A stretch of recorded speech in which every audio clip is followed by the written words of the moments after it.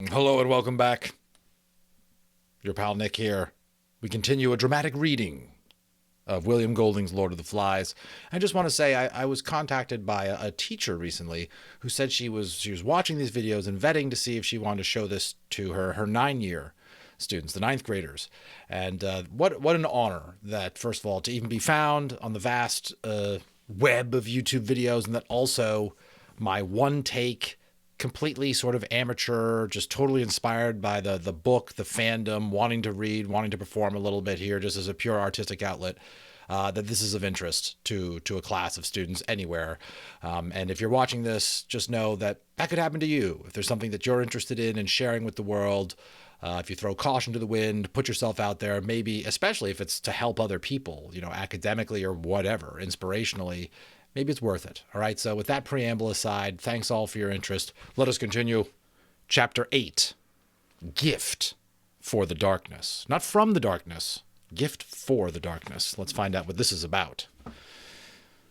Piggy looked up miserably from the dawn-pale beach to the dark mountain. Are you sure?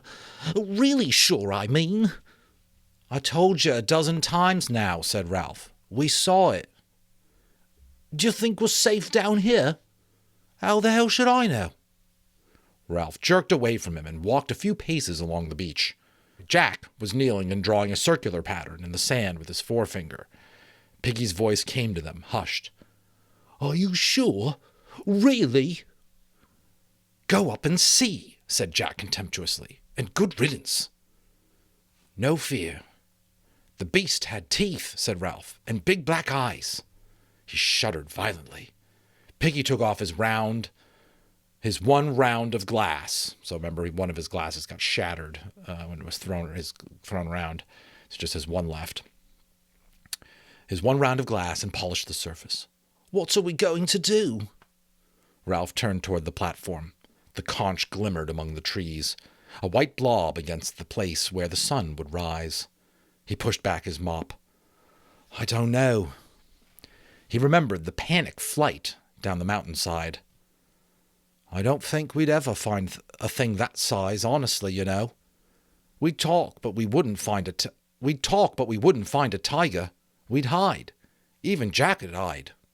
Jack still looked at the sand. What about my hunters? Simon came stealing out of the shadows by the shelters. Ralph ignored Jack's question. He pointed to the touch of yellow above the sea. As long as there's lights, we're brave enough. But then, and now, that thing squats by the fire as though it didn't want us to be rescued. He was twisting his hands now, unconsciously. His voice rose. So we can't have a signal fire. We're beaten. A point of gold appeared above the sea, and at once all the sky lightened. What about my hunters? Boys, armed with sticks. Jack got to his feet. His face was red as he marched away. Piggy put on his one glass and looked at Ralph. Now you've done it. You've been rude about his hunters. Oh, shut up. The sound of the inexpertly blown conch interrupted them. As though he were serenading the rising sun, Jack went on blowing till the shelters were astir and the hunters crept to the platform and the little ones whimpered, as now they so frequently did. So without parents, without law, without safety and security, I think the youngest and the most vulnerable in their group feel this unease, the tension. I mean, if as a child or if you have children, they're very sensitive to the chemistry going on in the family, in the group and stuff like that. Probably evolutionarily, rightly so. So they're whimpering now. Ralph rose obediently and Piggy, and they went to the platform. Talk, said Ralph bitterly. Talk, talk, talk. He took the conch from Jack. This meeting, Jack interrupted him. I called it. If you hadn't called it, I should have. You just blew the conch. Well, isn't that calling it? Oh, take it. Go on. Talk. Ralph thrust the conch into Jack's arms and sat down on the trunk. I've called an assembly, said Jack, because of a lot of things. First, you know now, we've seen the beast. We crawled up. We were only a few feet away. The beast sat up and looked at us. I don't know what it does. We don't even know what it is. The beast comes out of the sea, out of the dark. Trees. Quiet, shouted Jack. You listen. The beast is sitting up there, whatever it is. Perhaps it's waiting. Hunting. Yes, hunting. Hunting, said Jack. He remembered his age-old tremors in the forest. Yes, the beast is a hunter. Only shut up. The next thing is that we couldn't kill it. And the next is that Ralph said my hunters are no good. I never said that. I've got the conch. Ralph thinks you're cowards, running away from the boar and the beast. And that's not all. There was a kind of sigh on the platform, as if everyone knew what was coming. Jack's voice went up, tremulously yet determined, pushing against the uncooperative silence. He's like Piggy.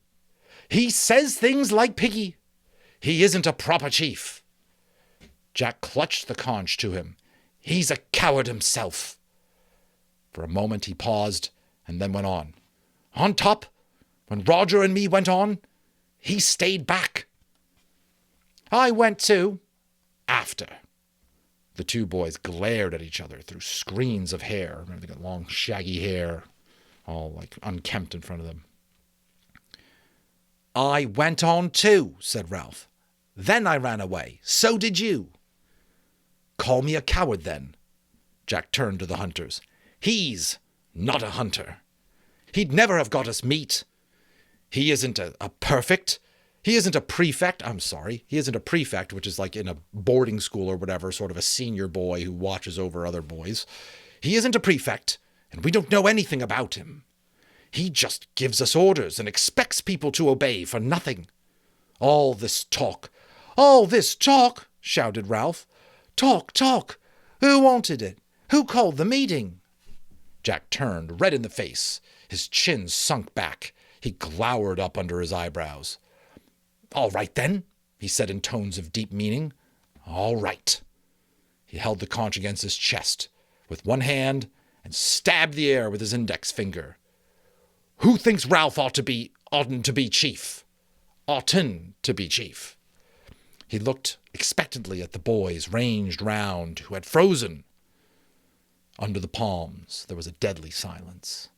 Hands up, said Jack strongly. Whoever wants Ralph not to be chief. The silence continued, breathless and heavy and full of shame.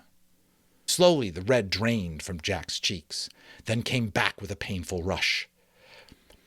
He licked his lips and turned his head at an angle so that his gaze avoided the embarrassment of linking with another's eyes.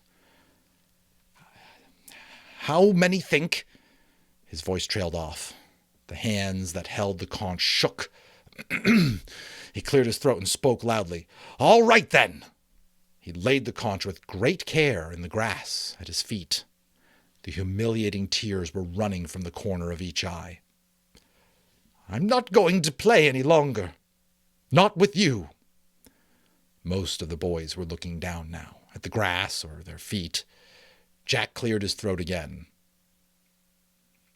I'm not going to be a part of Ralph's lot. He looked along the right-hand logs, numbering the hunters that had been a choir. I'm going off by myself. He can catch his own pigs. Anyone who wants to hunt when I do can come too.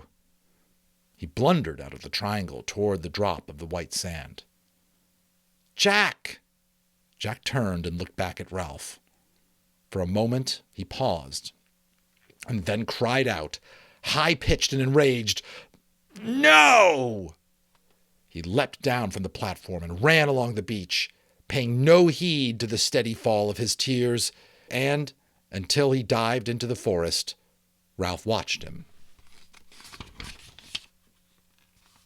Next scene. Got a couple of these little stars on top. Piggy was indignant.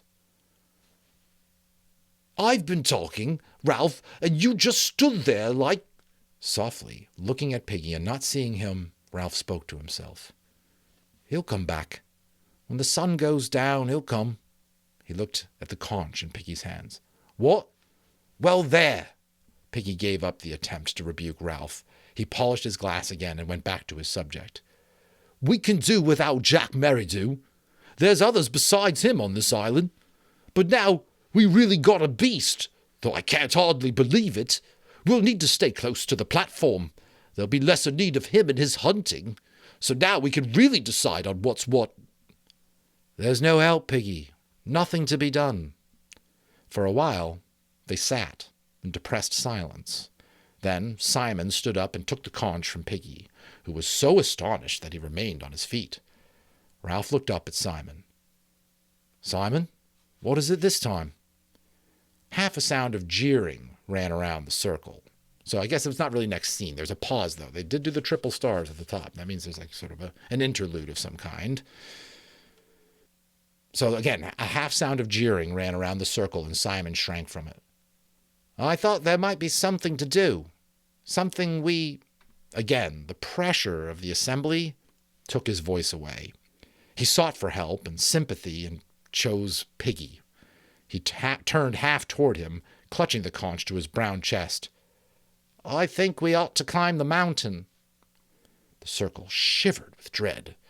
Simon broke off and turned to Piggy, who was looking at him with an expression of derisive incomprehension.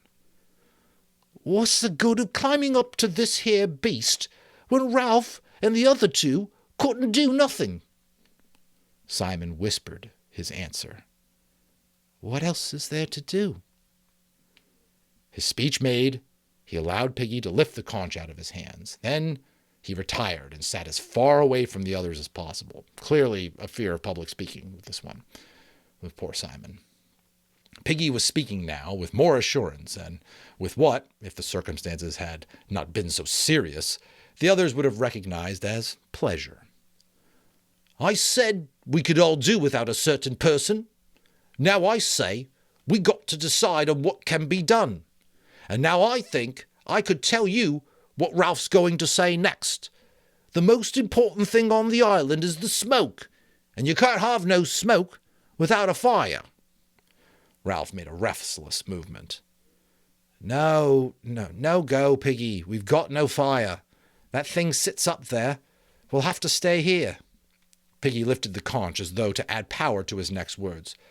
We got no fire on the mountain, but what's wrong with a fire down here? A fire could be built on them rocks, on the sand even. We'd make smoke just the same. That's right. Smoke! By the bathing pool. The boys began to babble. Only Piggy could have had the intellectual daring to suggest moving the fire from the mountain.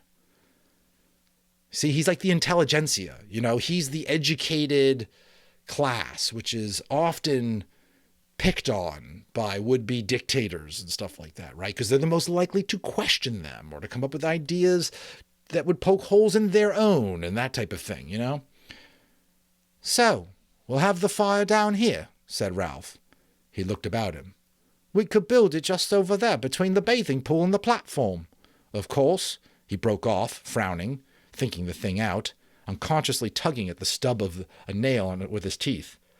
Of course the smoke won't show so much, not be seen so far away, but we needn't go near. The others nodded in perfect comprehension. There would be no need to go near. We'll build the fire now. The greatest ideas are the simplest.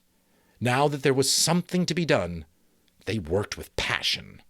Piggy was so full of delight and expanding liberty in Jack's departure, so full of pride in his contribution to the good of society, that he helped to fetch wood. The wood he fetched was close at hand, a fallen tree on the platform that they did not need for the assembly, yet to the others, the sanctity of the platform had protected even what was useless there. Then the twins realized they would have a fire near them as a comfort in the night, and this set a few little ones dancing and clapping hands. The wood was not so dry as the fuel they had used on the mountain. Much of it was damply rotten and full of insects that scurried. Logs had to be lifted from the soil with care, or they crumbled into sodden powder. More than this, in order to avoid going deep into the forest, the boys worked near at hand on any fallen wood, no matter how tangled with new growth. The skirts of the forest and the scar were familiar, near the conch and the shelters, and sufficiently friendly in daylight. What they might become in darkness, nobody cared to think. They worked, therefore, with great energy and cheerfulness, though as time crept by, there was a suggestion of panic in the energy and hysteria in the cheerfulness. Let's build this fire, right? They're like, they're scared of this beast. Their future, there's no parents here. I'm thinking that even as I'm reading this, they're on a deserted island all by themselves, all alone, potentially with no rescue this entire time. What courage. They built a pyramid of leaves and twigs, branches and logs on the bare sand by the platform for the first time on the island. Piggy himself removed his one glass, knelt down, and focused the sun on tinder. Soon there was a ceiling of smoke and a bush of yellow flame. The little ones, who had seen few fires since the first catastrophe, became wildly excited. They danced and sang, and there was a partyish air about the gathering. At last, Ralph stopped work and stood up, smudging the sweat from his face with a dirty forearm. "We'll have to have a small fire. This one's too big to keep up." Piggy sat down carefully on the sand and began to polish his glass. "We could experiment. We could find out how to make a small hot fire and then put green branches on to make smoke. Some of them leaves must be better for that than others." As the fire died down, so did the excitement. The little ones stopped singing and dancing and drifted away toward the sea, or the fruit trees, or the shelters. Ralph dropped down in the sand. "We'll have to make a new list of who's to look after the fire." "If you can find 'em." He looked round. Then, for the first time, he saw how few big uns there were, and understood why the work had been so hard. "Where's Maurice?" Piggy wiped his glass again. "I expect... No, he wouldn't go into the forest by himself, would he?" Ralph jumped up, ran swiftly around the fire, and stood by Piggy, holding up his hair. "But we've got to have a list. There's you and me and Samnerick and..." He would not look at Piggy, but spoke casually. "Where's Bill? And Roger?" Piggy leaned forward and put a fragment of wood on the fire. "I expect they've gone. I expect they won't play either." Ralph sat down and began to poke little holes in the sand. He was surprised to see that one had a drop of blood by it. He examined his bitten nail closely and watched the little globe of blood that gathered where the quick was gnawed away. Piggy went on, speaking. "I seen them stealing off when we was gathering wood. They went that way, the same way as he went himself." Ralph finished his inspection and looked up into the air. The sky, as if in sympathy with the great changes among them, was different today, and so misty that in some places the hot air seemed white. The disk of the sun was dull silver, as though it were nearer and not so hot, yet the air stifled.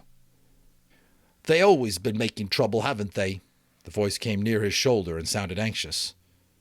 "We can do without them. We'll be happier now, won't we?" Ralph sat.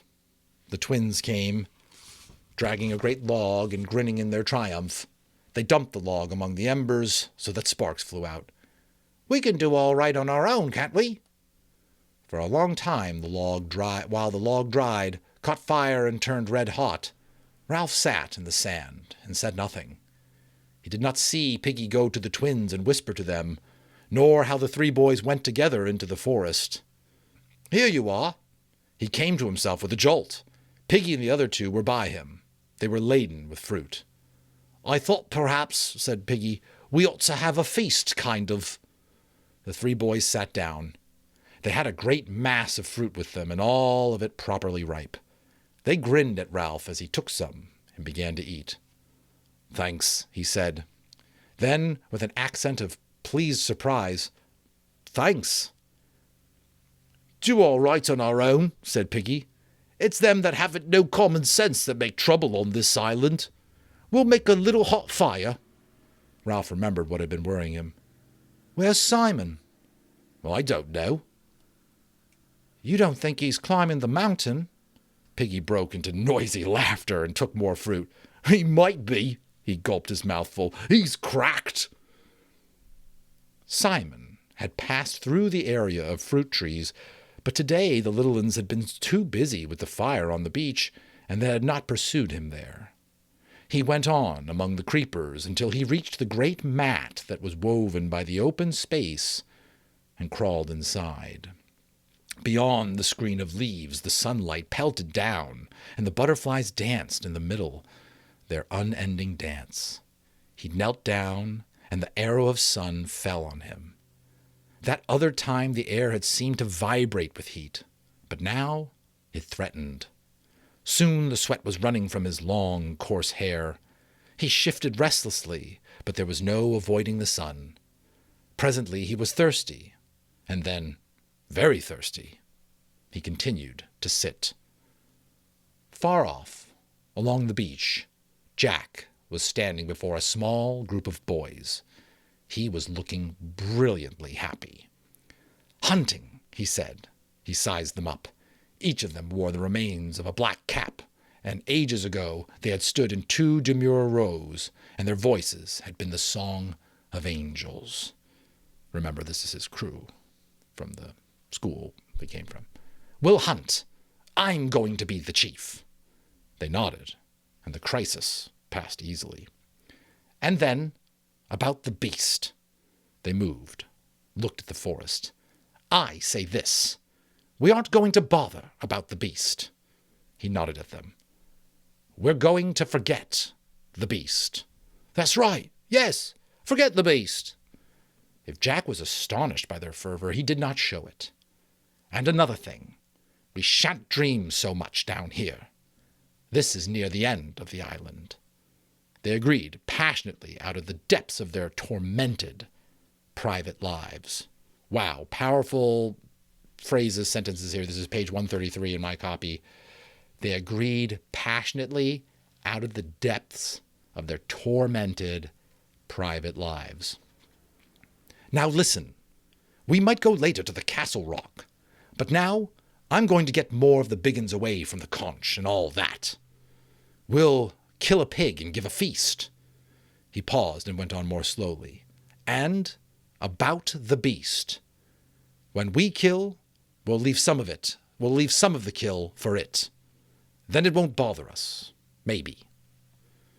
He stood up more abruptly. We'll go into the forest now and hunt. He turned and trotted away.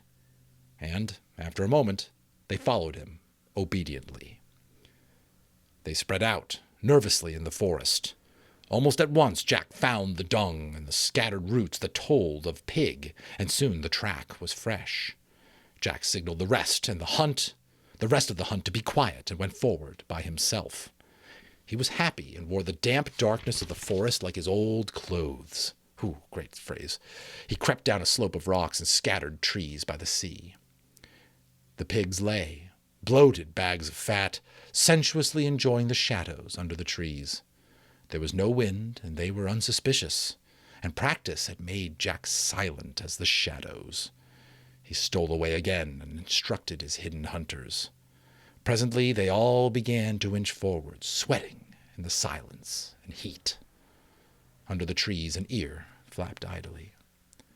A little apart from the rest, sunk in deep maternal bliss, lay the largest sow of the lot. She was black and pink, and the great bladder of her belly was fringed with a row of piglets that slept or burrowed and squeaked.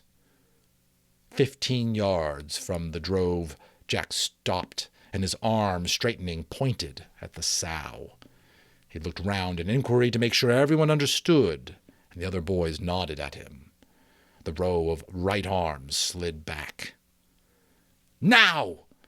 The drove of pigs started up, and at a range of only 10 yards, the wooden spears with fire-hardened points flew towards the chosen pig.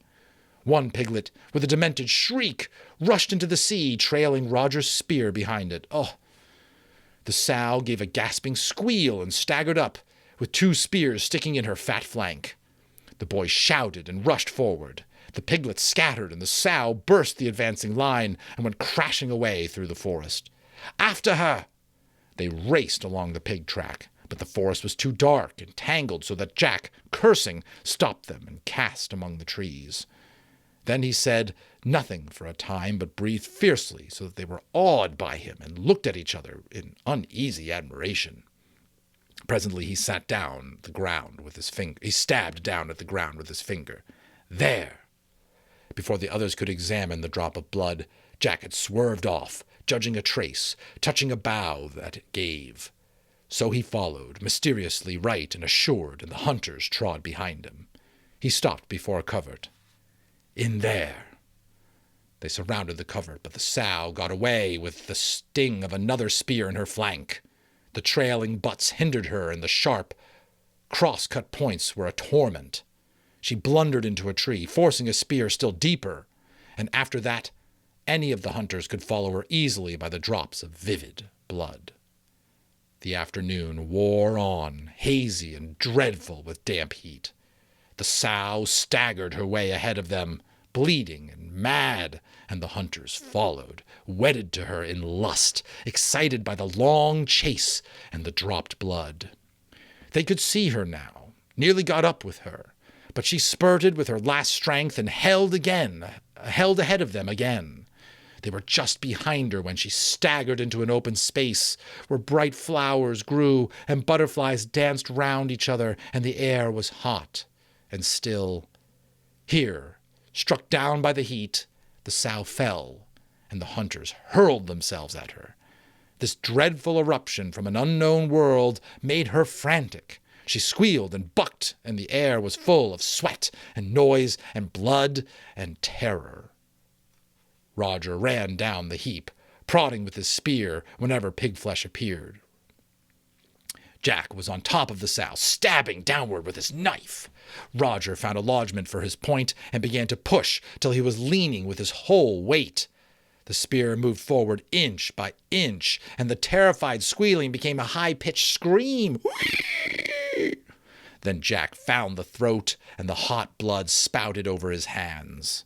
The sow collapsed under them, and they were heavy and fulfilled upon her. The butterflies still danced, preoccupied, in the center of the clearing. At last, the immediacy of the kill subsided. The boys drew back, and Jack stood up, holding out his hands. Look! He giggled and flicked them while the boys laughed at his reeking palms.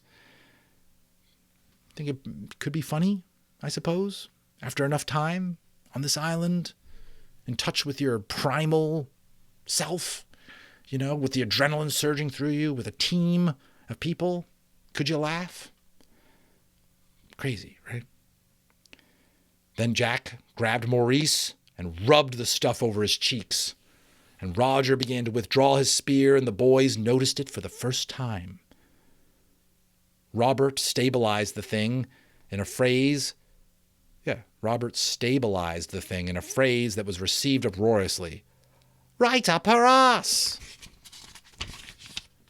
Did you hear? Did you hear what he said? Right up her ass!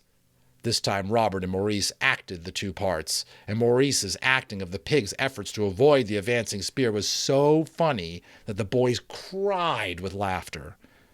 At length, even this paled. Jack began to clean his bloody hands on the rock. Then he started work on the sow and paunched her, lugging out of the hot bags of collared guts, pushing them into a pile on the rock while the others watched him.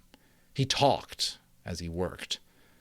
We'll take the meat along the beach. I'll go back to the platform and invite them to a feast. That should give us some time. Roger spoke. Chief? How can we make a fire? Jack squatted back and frowned at the pig. We'll raid them and take the fire. There must be 4 of you. Henry and you. Robert and Maurice. We'll put on paint and sneak up. Roger can snatch a branch while I say what I want. The rest of you can get back to where we were. We'll build the fire there. And after that... He paused and stood up, looking at the shadows under the trees. His voice was lower when he spoke again. But we'll leave part of the kill for He knelt down again and was busy with his knife. The boys crowded round him. He spoke over his shoulder to Roger. "Sharpen a stick at both ends." Presently he stood up, holding the dripping sow's head in his hands. "Where's that stick?" "Here." "Ram one end into the earth. Oh, it's rock. Jam it in that crack. There." What a line. Can I just pause? Page 136. Like, William Golding didn't have to do that. Originally, they were going to put the stick down. Oh, that's rock. Put it over there. But I think it's little things like that that really make it real. That's a real attention to detail. Jack held up the head and jammed the soft throat down on the pointed end of the stick, which pierced into the mouth. He stood back, and the head hung there, a little blood dribbling down the stick. Instinctively, the boys drew back too, and the forest was very still. They listened, and the loudest noise was the buzzing of flies over the spilled guts. Jack spoke in a whisper. "Pick up the pig." Maurice and Robert skewered the carcass, lifted the dead weight, and stood ready. What a transformation in so short a time, right? In the silence, standing over the dry blood, they looked suddenly furtive. Jack spoke loudly. "This head is for the beast. It's a gift." The silence accepted the gift and awed them. The head remained there, dim-eyed, grinning faintly, blood blackening between the teeth. All at once they were running away, as fast as they could, through the forest towards the open beach. Simon stayed where he was, a small brown image concealed by the leaves. I thought Simon must have been there. Didn't you recognize the description of the clearing, right? Even if he shut his eyes, the sow's head still remained like an after-image. The half-shut eyes were dim with the infinite cynicism of adult life. They assured Simon that everything was a bad business. "I know that." Simon discovered he had spoken aloud. He opened his eyes quickly, and there was the head, grinning amusedly in the strange daylight, ignoring the flies, the spilled guts, even ignoring the indignity of being spiked on a stick. He looked away, licking his dry lips. A gift for the beast. Might not the beast come for it? The head, he thought, appeared to agree with him. "Run away," said the head silently. "Go back to the others." It was a joke, really. Why should you bother? You were just wrong, that's all. A little headache. Something you ate, perhaps. "Go back, child," said the head silently. Simon looked up, feeling the weight of his wet hair, and gazed up at the sky. Up there, for once, were clouds, great bulging towers that sprouted away over the island, gray and cream and copper-colored. The clouds were sitting on the land. They squeezed, produced moment by moment this close, tormenting heat. Even the butterflies deserted the open space where the obscene thing grinned and dripped. Simon lowered his head, carefully keeping his eyes shut. Then he sheltered them with his hand. There were no shadows under the trees, but everywhere a pearly stillness, so that what was real seemed elusive and without definition. The pile of guts was a black blob of flies that buzzed like a saw. After a while, these flies found Simon. Gorged, they alighted by his runnels of sweat and drank. They tickled under his nostrils and played leapfrog on his thighs. They were black, iridescent green, and without number. And in front of Simon, the lord of the flies hung on his stick and grinned. At last Simon gave up and looked back. He saw the white teeth and dim eyes, the blood, and his gaze was held by that ancient, inescapable recognition. In Simon's right temple a pulse began to beat on the brain. Ralph and Piggy lay in the sand, gazing at the fire and idly flicking pebbles into the smokeless heat. "That branch is gone. Where's Samnerick? We ought to get some more wood. We're out of green branches. Ralph sighed and stood up. There were no shadows under the palms on the platform, only this strange light that seemed to come from everywhere at once. High up among the bulging clouds, thunder went off like a gun. "We're going to get buckets of rain." "What's about the fire?" Ralph trotted into the forest and returned with a wide spray of green, which he dumped on the fire. The branch crackled, the leaves curled, and the yellow smoke expanded. Piggy made an aimless little pattern in the sand with his fingers. "Trouble is, we haven't got enough people for a fire. You've got to treat Sagnaric as one turn. They do everything together." "Of course." "Well, that isn't fair, don't you see? They ought to do 2 turns." Ralph considered this and understood. He was vexed to find how little he thought like a grown-up, and sighed again. The island was getting worse and worse. Piggy looked at the fire. "You'll want another green branch soon." Ralph rolled over. "Piggy, what are we going to do?" "Just have to get on without 'em." "But the fire." He frowned at the black and white mess in which lay the unburnt ends of branches. He tried to formulate. "I'm scared." He saw Piggy look up and blundered on. "Not of the beast. I mean, I'm scared of that too. But nobody else understands about the fire. If someone threw you a rope when you were drowning, if a doctor said, 'Take this, because if you don't take it, you'll die,' you would, wouldn't you? I mean?" "Of course I would." "Can't they see? Can't they understand? Without the smoke signal, we'll die here. Look at that." A wave of heated air trembled above the ashes, but without a trace of smoke. "We can't keep one fire going, and they don't care. And what's more," he looked intensely into Piggy's streaming face, "what's more, I don't sometimes. Supposing I got like the others, not caring.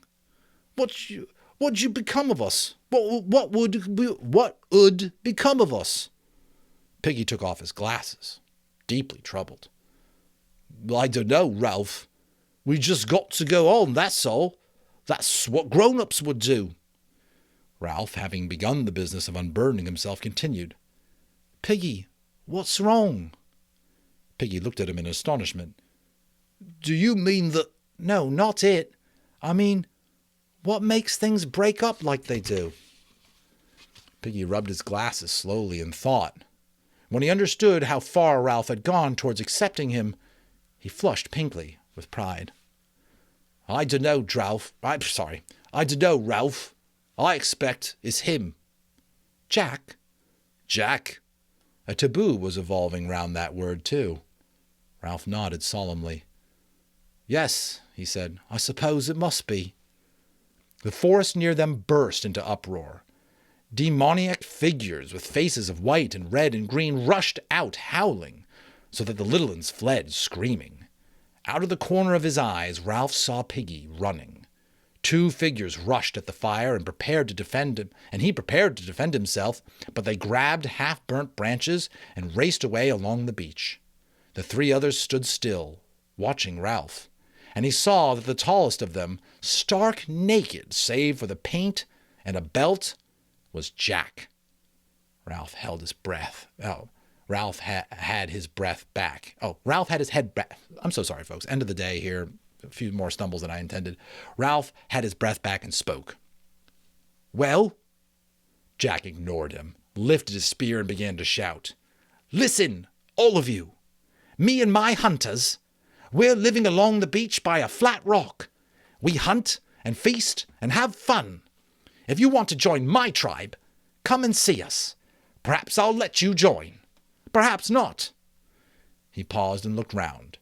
He was safe from shame or self-consciousness behind the mask of his paint, and could look at each of them in turn. Ralph was kneeling by the remains of the fire like a sprinter at his mark, and his face was half hidden by hair and smut. Samneric peered together around a palm tree at the edge of the forest. Remember, that's a pair of twins, Sam and Eric. A little one howled, creased and crimson by the bathing pool, and Piggy stood on the platform, the white conch gripped in his hands. It's like a village that's just been raided, you know. Tonight, we're having a feast. We've killed a pig, and we've got meat. You can come and eat with us if you like. Up in the cloud canyons, the thunder boomed again. Jack and the two anonymous savages with him swayed, looking up, and then recovered. The little un went on howling. Jack was waiting for something. He whispered urgently to the others. Go on, now! The two savages murmured. Jack spoke sharply. Go on! The two savages looked at each other, raised their spears together, and spoke in time. The chief has spoken. Then the three of them turned and trotted away. Presently Ralph rose to his feet, looking at the place where the savages had vanished. Samnerick came, talking in an awed whisper. I thought it was, and I was scared. Piggy stood above them on the platform, still holding the conch. That was Jack and Maurice and Robert. Oh, wait, sorry. That was Jack and Maurice and Robert, said Ralph. Aren't they having fun? Thought I was going to have asthma. Sucks to your asthma. When I saw Jack, I was sure he would go for the conch. Can't think why. The group of boys looked at the white shell with affectionate respect. Piggy placed it in Ralph's hand, and the little uns, seeing the familiar symbol, started to come back. Not here. He turned towards the platform, feeling the need for ritual. First went Ralph, the white conch cradled, then Piggy, very grave, then the twins, then the little uns and the others. Sit down, all of you. They raided us for fire. They're having fun. But Ralph was puzzled by the shudder that flickered in his brain. There was something he wanted to say. Then the shudder had come down. But They were regarding him gravely, yet not troubled by any doubts about his sufficiency. Ralph pushed the idiot hair out of his eyes and looked at Piggy. But the fire. Of course, the fire. He started to laugh, then stopped and became fluent instead. The fire's the most important thing. Without the fire, we can't be rescued. I'd like to put on war paint and be a savage, but we must keep the fire burning. The fire's the most important thing on the island because... He paused again, and the silence became full of doubt and wonder. Piggy whispered urgently, Rescue! Oh, yes, without the fire, we can't be rescued, so we must stay by the fire and make smoke. Then he stopped. No one said anything. After the many brilliant speeches that had been made on this very spot, Ralph's remarks seemed lame, even to the little uns. At last, Bill held out his hands for the conch. Now we can't have the fire up there, because we can't have the fire up there. We need more people to keep it going. Let's go to this feast and tell them the fire's hard on the rest of us. And the hunting and all that, being savages, I mean. It must be jolly good fun. Samnerick took the conch. That must be fun like Bill said, and as he's invited us to a feast. Meat. Crackling. I could do with some meat. Ralph held up his hand. Why shouldn't we get our own meat? The twins looked at each other. Bill answered. We don't want to go into the jungle. Ralph grimaced. He, goes. He's a hunter. They're all hunters. That's different. No one spoke for a moment. Then Piggy muttered to the sand. Meat. The little one sat, solemnly, thinking of meat and dribbling. Overhead the cannon boomed again, and the dry palm fronds clattered in a sudden gust of hot wind. You are a silly little boy, said the Lord of the Flies. Just an ignorant, silly little boy. Simon moved his swollen tongue, but said nothing. Don't you agree? Said the Lord of the Flies. Aren't you just a silly little boy? Simon answered him in the same silent voice. Well then, said the Lord of the Flies, you'd better run off and play with the others. They think you're batty. You don't want Ralph to think you're batty, do you? You like Ralph a lot, don't you? And Piggy? And Jack? Simon's head was tilted slightly up. His face could not break away from the Lord of the Flies, hung in space before him. What are you doing out here all alone? Aren't you afraid of me? Simon shook. There isn't anyone to help you, only me, and I'm the beast. Simon's mouth labored, brought forth audible words. Pig's head on a stick. Fancy thinking the beast was something you could hunt and kill, said the head. For a moment or two, the forest and all the other dimly appreciated places echoed with a parody of laughter. You knew, didn't you? I'm part of you. Close, close, close. I'm the reason why it's no-go, why things are what they are.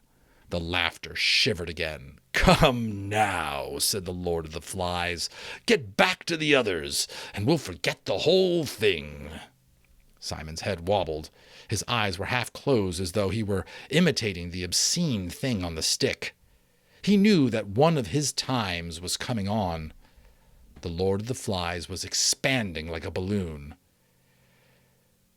This is ridiculous. You know perfectly well you'll only meet me down there, so don't try to escape. Simon's body was arched and stiff. The Lord of the Flies spoke in the voice of a schoolmaster. This has gone on quite far enough, my poor misguided child. Do you think you know better than I do? There was a pause. I'm warning you. I'm going to get angry. Do you see? You're not wanted. Understand? We are going to have fun on this island. Understand? We're going to have fun on this island. So don't try it on, my poor misguided boy, or else. Simon found he was looking into a vast mouth. There was blackness within, a blackness that spread. Or else, said the Lord of the Flies, we shall do you. See? Jack and Roger and Maurice and Robert and Bill and Piggy and Ralph. Do you? See? Simon was inside the mouth. He fell down and lost consciousness. What a doozy of a chapter, folks. Easily one of the most powerful, climactic sort of chapters of the book so far. The fellowship has broken. The nation has split in two. We are on the, and they are raiding the society of the Conch, the democracy, civility, focusing on the long term, focusing on rescue, connections to one another, and otherwise we have the ones focusing on the now, on power, on violence, on domination by force, and fun at any cost. These two sides are poised for, childhood, little abandoned island civil war, I think is coming on here, folks. The cover doesn't lie. So thanks for sticking with me. Apologies for a few little stutters, a few extra stutters here at the end of the day on a Friday here. And maybe a little bit more commentary than I intended, but I'm excited about the book, right? It's fun to read it along with you, even though we can't do it live here in person. I hope you enjoy it. If you do, feedback is always welcome. Comments always encourage me. It's a labor of love.